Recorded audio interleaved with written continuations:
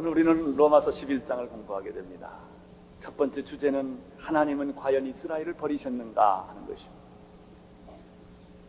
하나님은 과연 자기 백성을 버리셨는가?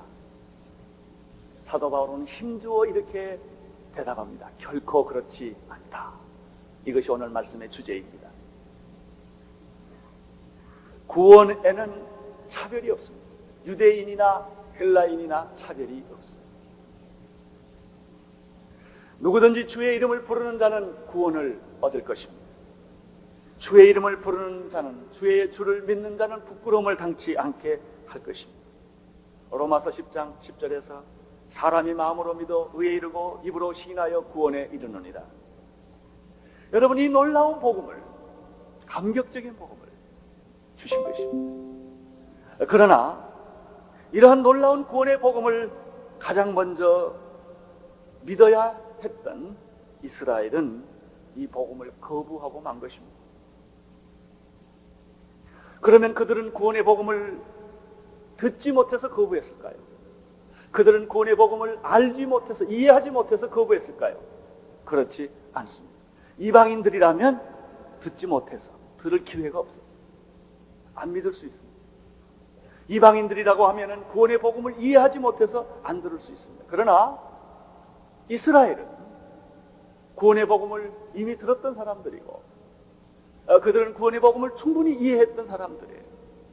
그렇지만 그들은 복음을 거부하고 구원에서 점점점 멀어져서 하나님의 심판을 받게 되는 그런 비극을 선택한 것입니다. 왜 그들이 이렇게 구원의 복음을 거부하게 되었을까요? 로마서 10장 마지막 절 21절에서는 이렇게 대답을 하고 있습니다. 이스라엘을 대하여 가라사대 순종치 아니하고 거스려 말하는 백성에게 내가 종일 내 손을 벌려놓으라 하였느니라. 여러분, 그들이 몰라서가 아니라, 이해를 못해서가 아니라 교만했기 때문에, 선택받은 백성이라는 그 교만 때문에, 불순종 때문에 그들은 메시아를 거부하고 만 것입니다. 저는 지난주에 이 말씀을 가지고 이방인들은 새신자와 같고 이스라엘들은 오래 예수 믿은 사람과 같다, 그런 얘기를 드렸습니다. 예수 처음 믿을 때는 다 은혜로 눈물을 흘리며 감격하며 어린애같이 순수한 마음으로 하나님을 섬기고 교회를 섬기다가도 예수를 자주 오래 믿게 되면 기득권이 생깁니다. 자꾸 종교적인 업적이 쌓아져. 그래서 믿음으로 가기보다는 행함으로 가려고, 계급으로 가려고 하는 것입니다. 그리고 하나님께 순종하기도 보다 자꾸 불순종하려고, 배우기보다 남을 가르치려고 해요. 비판하려고 하는 것입니다.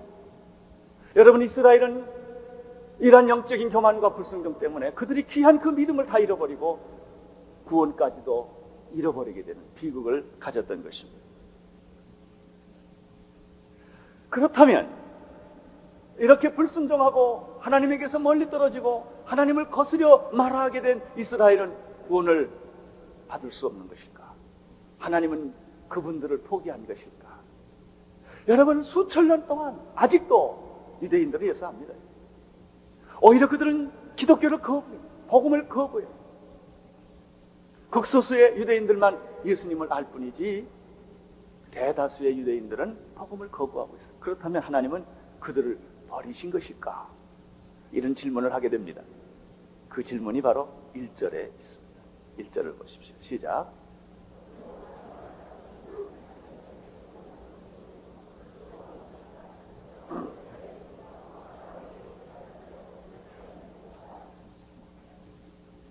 사도 바울의 대답은 이런 질문에 대해서 아주 강렬하게 거부를 합니다.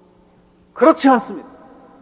아무리 이스라엘 백성들이 잘못을 했고 거역했고 불순종했고 하나님에 대하여 이렇게 하나님의 뜻을 이해하지 못했지만은 하나님은 이스라엘을 결코 버리시지 않는다. 하나님은 여러분을 버리시지 않을 줄로 믿습니다. 여러분을 버리지 않아요. 두 가지 증거를 제시를 합니다. 첫 번째 증거는 바울 자신의 간증이요, 두 번째 증거는 구약 이스라엘의 이해입니다. 첫 번째, 바울 자신이 이런 간증을 합니다. 1절 그 마지막 부분을 보겠습니다. 그럴 수 없느니라. 그 다음에 뭐라고 그랬죠? 나도 이스라엘인이요 아브라함의 씨에서 난 자요 베냐민 지파라. 이 말씀의 뜻이 무엇일까요? 왜 이런 말을 했을까요? 하나님은 결코 이스라엘을 버리지 아니하신다. 그리고 난 다음에 나도 이스라엘인이요 나도 아브라함의 씨요 나도 베냐민 지파라 이렇게 설명이 되어 있어요. 이 말의 의미가 무엇인가? 이런 뜻입니다. 나만큼 순수한 사람이 있느냐. 선택받은 백성으로 본다면 나는 이스라엘 중에 이스라엘이요 히브리인 중에 히브리인이요 나는 모세의 자손이요 베냐민 지파에 태어난 사람인데 나만큼 족보상으로 혈통상으로 선택받은 사람이 어디 있겠느냐.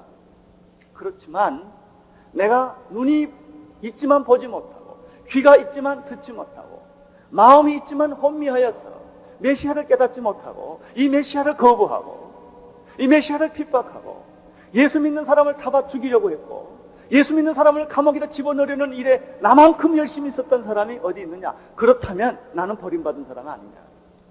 그러나 하나님께서 나를 버리지 아니하시고 이렇게 흉악한 영적으로 흉악한 나의 과거를 가진 나였지만은 하나님이 나를 붙드셔서 회개케 하셔서 나를 하나님의 도구로 다시 쓰지 않느냐 하는 뜻이에요. 나도 이스라엘이요 인이요 나도 아브라함의 씨요 나도 베냐민 지파요를 하는 뜻이 구원받을 가능성이 없는 정말 영적으로 흉악한 나지만 하나님이 날 버리지 않고 다시 나를 불러서 회개케 하셔서 당신의 도구로 쓰셨다면 하나님은 이스라엘도 똑같이 그렇게 하실 것이다. 이스라엘 안 버리신다. 나 봐라 나도 변해서 하나님의 도구가 됐다면 왜 하나님이 이스라엘을 버리시겠느냐. 하나님은 반드시 이스라엘을 다시 찾으신다. 하나님은 반드시 이스라엘을 다시 회개케 해서 하나님의 도구로 쓰실 것이다. 이스라엘에게는 소망이 있다. 괜찮다. 하나님은 버리지 않으셨다. 이런 말씀이 바로 요 뒷구절에 있는 것입니다. 사실 그렇죠. 여러분, 이 하용조라는 사람이 예수 믿고 구원받아서 목사가 된 걸 보면 다 여러분 소망이 있습니다. 네? 나 같은 사람도 예수 믿고 구원받아서 이렇게 하나님이 종이 됐다면 저보다 훌륭한 여러분들은 얼마나 더 하나님의 축복을 받을 수 있겠어요. 그렇죠? 꼭 그렇게 믿으세요. 내가 구원받은 것이 사실이라면 다른 사람도 구원받을 수 있다. 내가 구원받았다면 우리 가정 구원받을 수 있다. 소망이 있다. 변할 수 있다. 우리 민족 변할 수 있다. 통일을 가져올 수 있다. 이렇게 믿으시기를 바랍니다. 두 번째 증거는 구약 성경에서 증거를 찾아온 것입니다. 먼저 2절을 보겠습니다. 시작.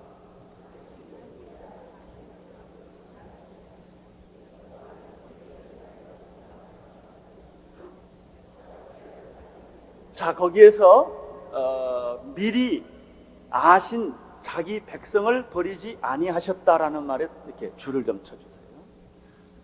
하나님은 미리 아신, 선택한 자기 백성을 버리지 않으신다. 육신의 부모는 아무리 자식이 흉악한 범죄자일지라도 자기가 난 자식을 버리지 않습니다. 하물며 하늘에 계신 아버지겠느냐. 아들이 떡을 달라 하면 돌을 줄 부모가 어디 있으며 아들이 생선을 달라 하면 뱀을 줄 부모가 어디 있겠느냐. 인간의 부모들도 자식에게 좋은 것을 줄 줄 알거든 하물며 하늘에 계신 너희 아버지께서 자기의 택하신 자녀에게 축복을 안 주시겠느냐. 하나님은 자기 백성을 결코 버리지 아니하신다. 그러면서 성경에 나오는 한 위대한 예언자 엘리야의 예를 듭니다. 너희가 성경이 엘리야를 가리켜 말한 것을 알지 못하느냐. 그가 이스라엘 하나님께 송사하되 3절에서 이렇게 말했다는 것이죠. 이게 무슨 내용이냐면 구약에 가장 어두웠던 시절은 아합 왕이 되던 시절이에요. 임금이 왕이 어두우면 그 역사가 어둡습니다. 이 아합 왕은 왜 어두움 속에 갇혀 있느냐? 부인 잘못 얻어서 그랬어요. 이세벨이라는 여자를 얻었기 때문에. 이 이세벨이라는 여자가 우상 숭배하는 사탄의 대리인이에요. 그래서 아합 왕은 부인이 시키는 대로 국정을 치리를 했어요. 하나님의 사람을 다 잡아 죽였고 하나님의 제단을 다 허무른 거예요. 갈멜산에서 엘리야와 영적 대결을 합니다. 엘리야는 자기 혼자예요. 바알 선지자는 450명. 누구의 하나님이 진짜 하나님이냐? 불러서 응답하는 하나님이 진짜 하나님이라는 대결을 합니다. 바알 선지자 450명은 자기의 신을 부르며 방언을 하며 춤을 추며 창으로 자기 몸을 찌르면서 하루 종일 주문을 외웠지만 하늘에서 불이 내려오지 않았습니다. 그러나 엘리야가 쌓은 제단에는 엘리야가 한 번 기도하니 하늘에서 불이 내려서 제단을 다 불살라버리고 만 것입니다. 그때 450명의 바알 선지자는 깊은 계곡에 다 몰살을 시켜버립니다. 이스라엘은 3년 반 동안 비가 오지 않았습니다. 엘리야가 기도할 때 3년 반 동안 비가 오지 않았던 땅에 소낙비를 내려 주신 것입니다. 엘리야는 이렇게 능력의 사자였습니다. 하나님의 사람이었습니다. 그러나 그런 이러한 것을 계기로 인하여 이세벨에게 미움을 받았어요. 쫓기는 신세가 됩니다. 자기만 쫓기는 게 아니에요. 하나님의 선지자들을 다 죽였어요. 하나님의 제단을 다 헐었어요. 이제 남는 사람은 엘리야 한 사람이었습니다. 엘리야가 도망가다 지쳐서 로뎀나무까지 죽기를 원하 너무 힘들었어요. 그러면서 그는 하나님께 이렇게 하소연합니다. 그 내용이 3절입니다. 3절 같이 읽으십시오. 시작.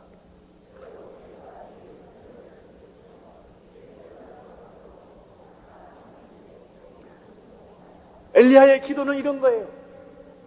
저희들이 주님의 선지자를 다 죽였습니다. 주님의 제단을 다 헐었습니다. 이제 나 혼자만 남았습니다. 나는 어떻게 해야 합니까? 죽음의 그림자가 자꾸 다가오는 거예요. 엘리야는 도망갈 데도 없어요. 그는 절대절명의 위기 앞에 서 있어서 하나님 차라리 날 죽여주십시오. 이런 고독과 외로움 앞에 그가 서 있었을 때는 이때 하나님의 음성이 들립니다. 4절 읽어주십시오. 시작.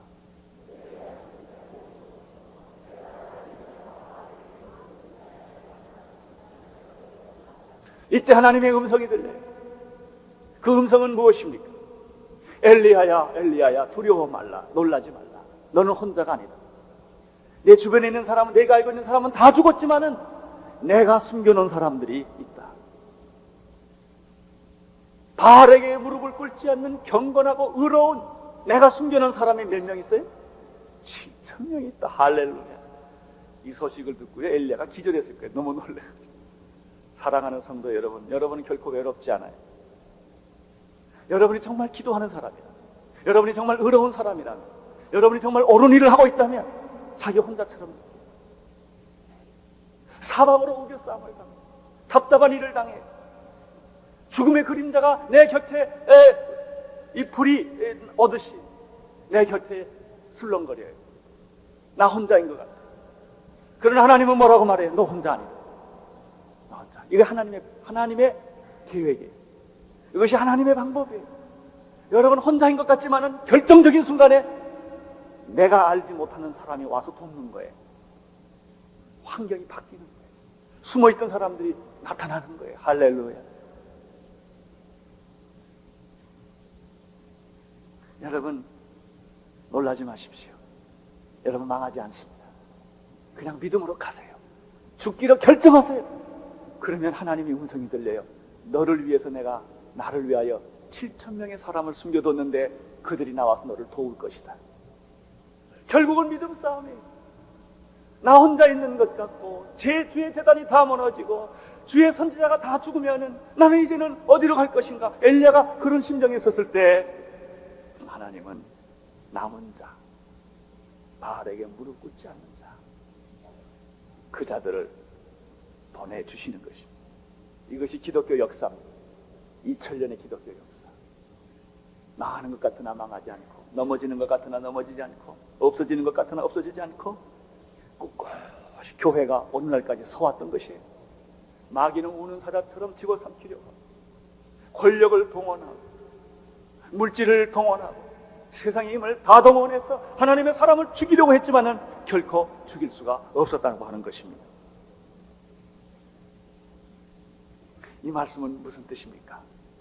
하나님은 우리가 알지 못하는 소망과 승리의 카드를 가지고 계시다. 할렐루야. 하나님은 내가 전혀 알지 못하는 승리의 카드 하나를 가지고 계시다가 결정적인 순간에 나에게 그것을 보여주시는 것입니다. 이것을 가리켜 은혜요, 이것을 가리켜 축복이라고 말하는 것입니다. 나는 여러분들에게 하나님의 은혜가 임하기를 바라고 이 축복이 여러분에게 나타나기를 축원합니다. 5절을 보십시오. 시작.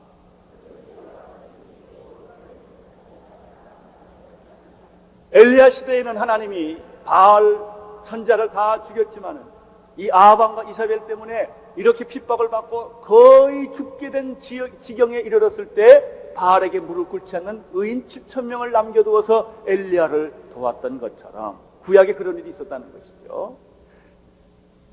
지금도 바울 시대 얘기입니다. 이제도 그랬잖아요. 그런즉 이와 같이 언제도 이제도 뭐가 있다?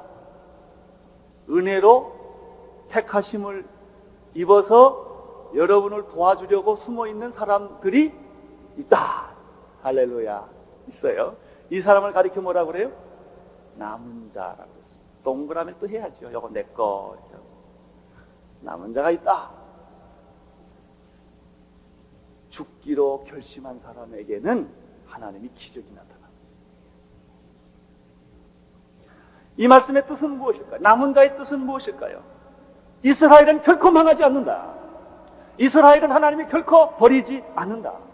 세상적으로 보면, 역사적으로 보면 다 망할 것 같지만 하나님이 이스라엘을 오늘날까지 지키고 계시지 않느냐 말이에요.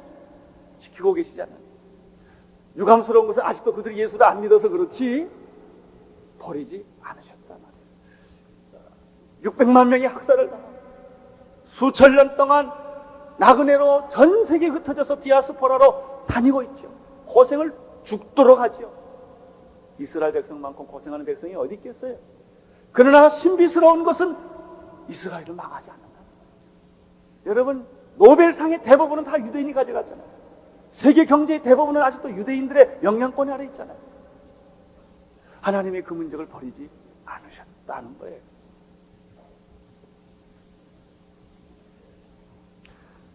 은혜로 택하심을 입은 7,000명, 의인 7,000명. 생각하지 못했던 하나님이 숨겨놓은 승리의 카드, 비밀. 여러분, 그것이 여러분을 위해서도 준비되어 있음을 믿으시기를 바랍니다. 나는 우리 민족에게 이런 축복이 있음을 믿습니다. 제가 믿는 것 중에 하나는 북한의 김일성에게 무릎 꿇지 않는 의인 7,000명이 있음을 나는 믿습니다. 그들이 터불에서 불방에서 어떤 때는 사형을 당해가면서도 신앙을 지켜가는 하나님의 사람들이 나는 있음을 믿습니다. 여러분, 오늘 여러분 주변에 이런 사람이 있다는 사실을 기억하시고 소망을 갖게 되기를 바랍니다. 자, 5절을 한 번 더 다시 보겠습니다. 시작.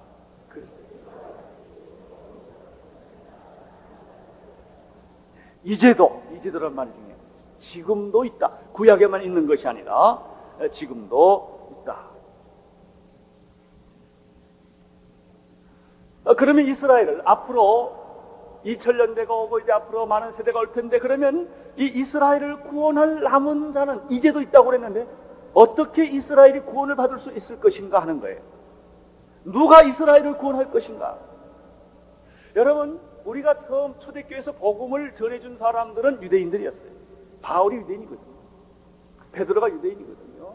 예수님 12제자가 유대인들이거든요. 유대인들이 이방인들에게 죽음을 무릅쓰고 가서 매를 맞으면서 욕을 먹으면서 복음을 전했습니다. 이방인들은 스스로 복음을 깨달은 자가 아니고 유대인들로부터 복음을 받은 거예요. 이걸 다른 말로 웬 떡이냐 이거예요. 갑자기 누가 내가 배고파 힘들어하고 있는데 내 입에다 뭘 쑥 집어넣는데 보니까 떡이에요. 이방인들은 준비를 안 한 사람들이요. 이방인들은 구원받기로 결정이 안 돼 있는 사람들이에요. 그런데 이스라엘이 교만하고 불순종해서 복음을 받아들이지 않게 됨으로 말미암아 그 복음이 지금 어디로 가고 있어요? 이방인으로 가게 된 거예요. 따라서 우리로 보면은 이스라엘이 고마운 거예요. 그들로 볼 때는 비극이에요. 그렇지만은 이 첫 번째 이스라엘이 복음을 거부한 이유는 그들이 교만과 불순종 때문이지만 또 하나 이유가 다음 주 설교할 거예요. 이게 아주 중요한 거예요. 그게 뭐냐면 이스라엘이 복음을 거부했기 때문에 복음이 생각지도 못하게 이방인 세계로 흘러가게 된 거예요. 우리는 준비도 안 했고 복음을 받아들일 수 있는 그런 사람다. 우리는 극동이요, 거기는 중동이고. 여러분, 중동과 극동이 얼마나 먼저 아세요? 문화적으로 얼마나 달라요? 언어적으로 얼마나 달라요? 역사적으로 얼마나 달라요? 우리는 이스라엘 감이 안 와요. 이스라엘은요, 그 땅에 가봐야만 감이 와요. 여기서 아무리 설교해도 감이 안 와요. 그래서 제가 이번에 이스라엘 또 가잖아요. 4번째 가요. 땅을 밟아야 된다니까요. 여러분들도 갈 수 있는 분 다 나하고 같이 갈 수 있게 되기를 바랍니다. 땅을 밟아요. 그래야 눈이 떠요. 성경에 대해서 눈을 뜨고 하나님의 계획이 무엇인가에 대해서 이해를 하게 되는 것이죠. 우리는 중국, 일본 그러면 쉬워요. 잘 알아요. 이스라엘 그러면 깜깜해요. 이거 잘 감이 안 와요.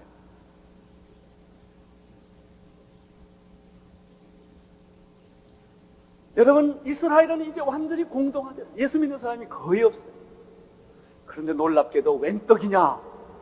이렇게 갑자기 복음을 받게 된 이방인들은 성령이 막 역사하기 시작한 거예요. 전 세계가 변하기 시작한 거예요. 100년 전에 한국에 선교사님이 오셨어요.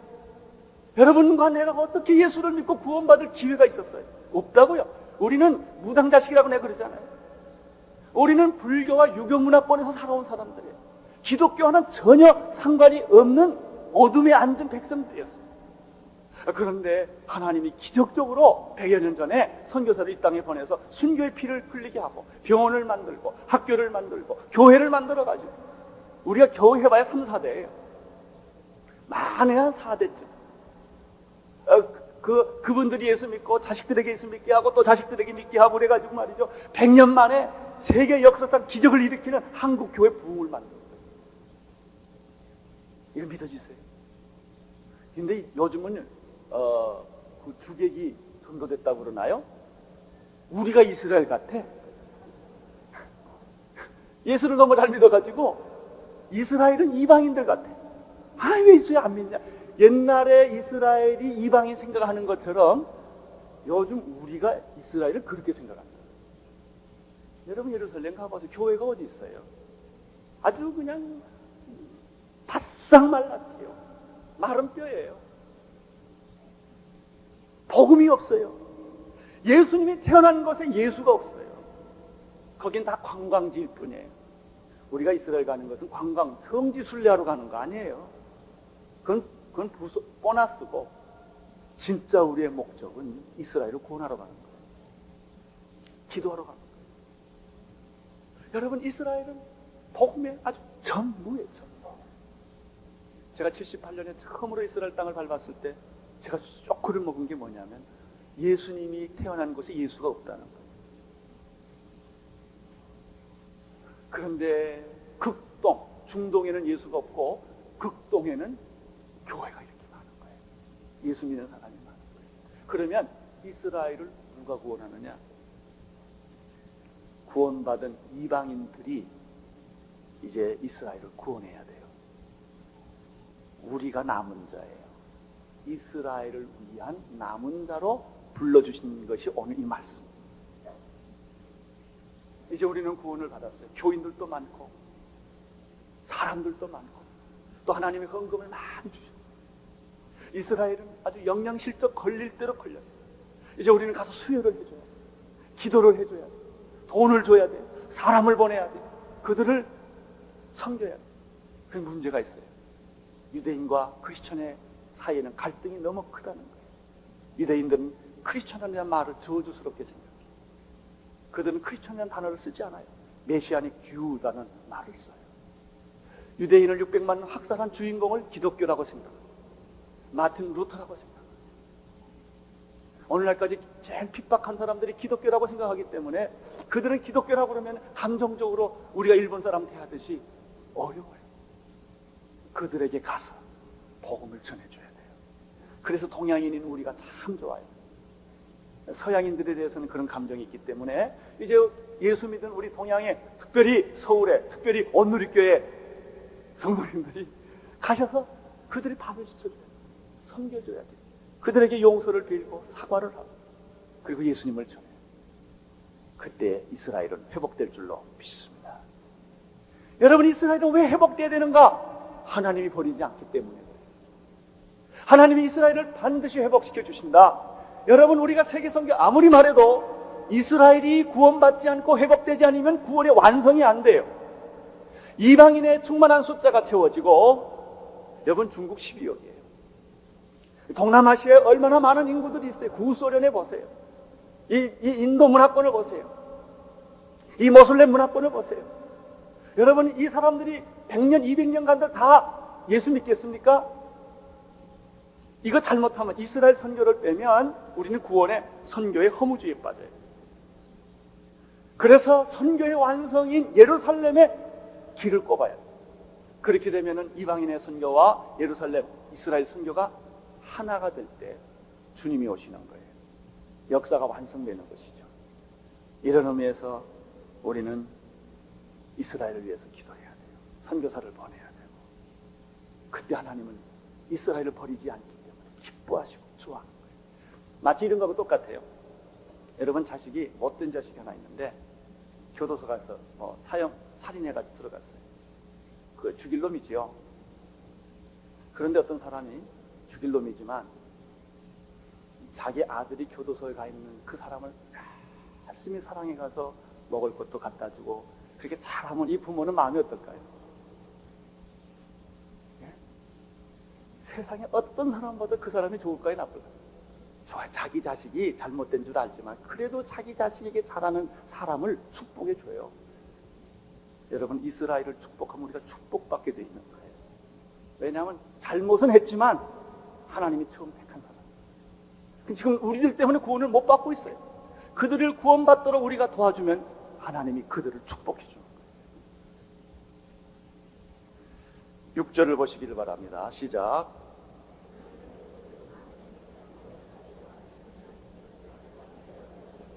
은혜로 된 것이면 행위로 암지 않음이니. 구원은 은혜로 된 거예요. 행위로 된 것이 아니요, 율법으로 된 것이 아니요. 이스라엘 백성이 왜 망했어요? 율법과 행위로 구원을 받으려고 했기 때문에. 이스라엘도 가차없이 잘랐어요. 하물며 우리 이방인들이 은혜로 예수 믿었는데, 은혜로 예수 믿다가 한참 있으니까 우리가 지금 회개할 게 있어요. 자꾸 우리들이 말이죠, 교회 부흥했다고 교만해진 거예요. 교회 부흥했다고 우리가 자꾸 율법으로 가려고 그러는 거예요. 행위로 가려고 하는 거예요. 여러분, 이스라엘도 율법과 행위로 갔을 때 가차없이 하나님이 심판을 했거늘 하물며 이방인들이겠습니까? 우리는 처음부터 은혜요, 끝까지 은혜로 가야 하는 것입니다. 은혜의 법칙에 따라서 우리는 이스라엘의 남은 자가 되어서 그들을 도와야 합니다. 이스라엘은 마치 엘리야가 혼자 남아서 죽게 된 것처럼 그들은 이제 죽게 된 거예요. 하나님이 우리를 들어 쓰시기를 원하십니다. 온누리교회를 들어 쓰시기를 원하십니다. 나는 온누리교회 목회를 하면서 참 이상하게 생각하는 게 있어요. 교회 처음 세울 때부터 우리 교회는 이스라엘 선교회가 있었어요. 처음에는 구박 많이 받았습니다. 그렇지만은 이게 얼마나 중요한 것이죠. 여러분, 주변에 있는 교회들 보세요. 이스라엘 선교 말하는 교회가 있습니까? 거의 없어요. 여러분, 여기 하나님의 비밀이 있어요. 우리 이방인들이 다 구원받기를 원하죠. 그렇지만 마지막으로 하나님은 이스라엘을 구원하시기를 원하시는 것입니다. 그래서 이방인의 구원과 이스라엘 구원이 합해서 구원의 완성을 이루게 되는 것입니다. 사랑하는 성도 여러분, 우리 느낌이 오지 않지만, 감정적으로는 이렇게 가까운 마음이 없지만 성경의 약속대로 이스라엘 위해 기도하십시오. 이스라엘을 도우십시오. 여러분, 이스라엘과 함께 이방인 선교가 이루어질 때 하나님은 우리를 축복하시고 구원을 완성시켜 주시는 줄로 믿습니다. 7절을 보시기를 바랍니다. 7절 시작.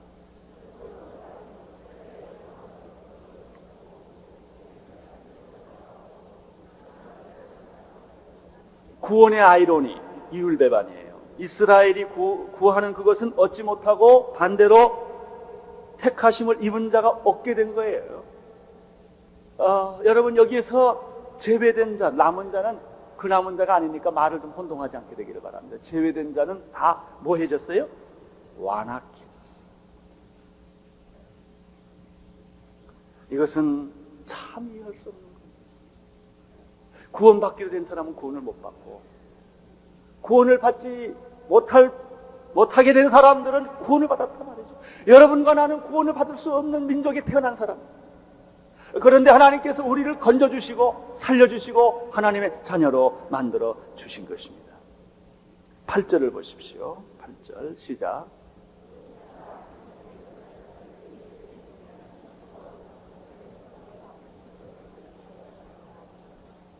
다윗의 기록을 인용해서 이렇게 말을 했습니다. 왜 저들은 이스라엘이지만은 메시아를 받아들이지 못하는 것일까? 세 가지 이유를 여기서 듭니다. 첫째는 혼미한 정신, 두 번째는 보지 못하는 눈, 세 번째는 듣지 못하는 귀라고 말했습니다. 여러분, 보여줘도 못 보고 들려줘도 못 듣고, 여러분 그렇게 하소연해도 마음을 열지 않아요. 예수 오래 믿고 은혜 안 받은 사람은 설교 들으면 들을수록 마음이 강팍해져. 안 돼요. 이스라엘인들은 끝까지 강팍해져서 메시아를 죽이고 말려놨어요. 나는 여러분 가운데 혼미한 정신 속에 빠진 사람이 없게 되기를 축원합니다. 예? 보는 눈이 있게 되기를 바랍니다. 보여줘도 못 본다면 어떻게 할 수가 없어요. 들려줘도 안 듣는다면 어떻게 할 수가 없는 거예요. 여러분, 그것이 뭔지 아세요? 기득권이에요. 기득권. 이게 아주 힘들어요. 지방에 가면 기득권이 있어요. 이거 좋지 않는 거예요. 어느 회사 가도 기득권이 있어요. 그거 좋지 않는 거예요. 이스라엘 백성들이 자기 기득권, 이걸 자꾸 주장했기 때문에 은혜가 없어져 버리고 사랑이 없어지고 만 거예요. 9절, 10절 보십시오. 시작.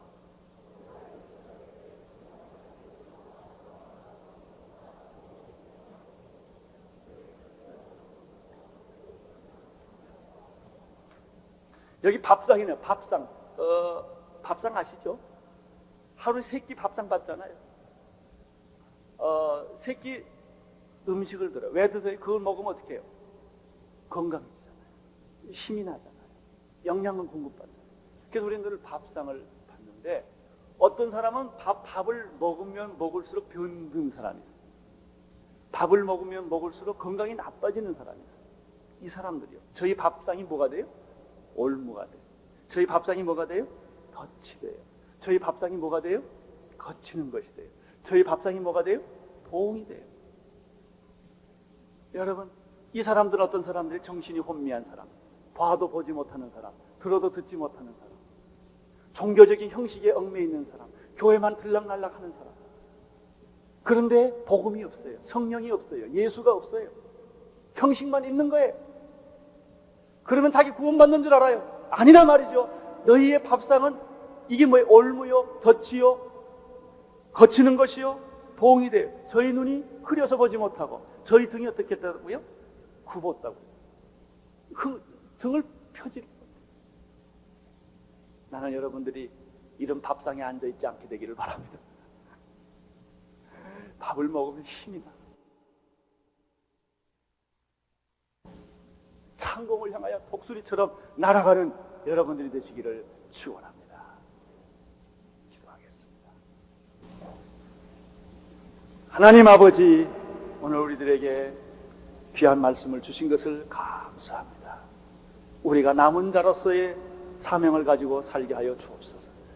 주님, 우리가 북한 주민의 남은 자가 되게 하시고, 복음을 받지 못한 온 세계 이 전도 종족의 남은 자로 살게 도와 주시옵시고, 이스라엘의 남은 자로 살도록 축복하여 주시옵소서.